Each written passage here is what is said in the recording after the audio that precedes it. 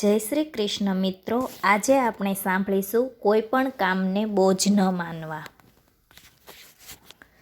જૂની લોકકથાઓ અનુસાર એક રાજાના રાજ્યમાં દુષ્કાળ પડ્યો હતો, જેના કારણે તેને આવક ન મળી.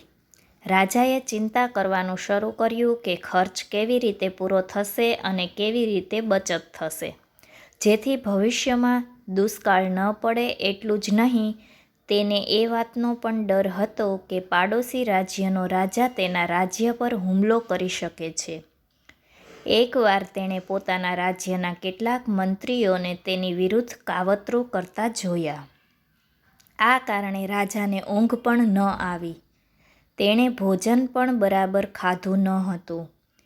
શાહી ટેબલ પર સેંકડો વાનગીઓ રાખવામાં આવી હતી, પણ રાજા તો એકાદ બે મોઢે જ ખાતો. એક દિવસ રાજાએ શાહી બગીચાના માલિકને ડુંગળી અને ચટણી સાથે 7-8 જાડા રોટલા ખૂબ જ આનંદ અને સ્વાદ સાથે ખાતા જોયા. તે માળી દરરોજ ખુશ હતો. જ્યારે ગુરુજીએ રાજાને કહ્યું કે જો તમને નોકરી કરવી ગમે છે તો તમે નોકરી કરી શકો છો. હું સંત છું અને આશ્રમમાં જ રહીશ, પણ મને રાજ્ય ચલાવવા માટે નોકરની જરૂર છે. ગુરુએ કહ્યું કે તું પહેલાંની જેમ જ મહેલમાં રહીશ અને સિંહાસન પર બેસીને રાજ્ય ચલાવીશ. આ તમારું કામ છે.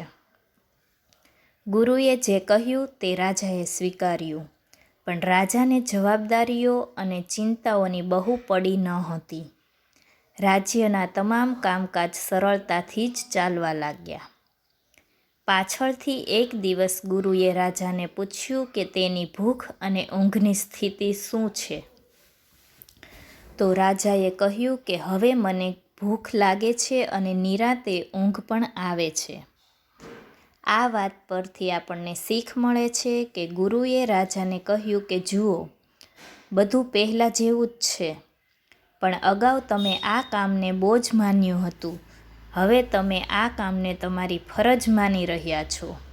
આપણું જીવન કર્તવ્ય નિભાવવા માટે જ બનેલું છે. કોઈ પણ કામને બોજ ન ગણવું જોઈએ. તમે જે પણ કામ કરો છો તેને જ તમારી ફરજ સમજો.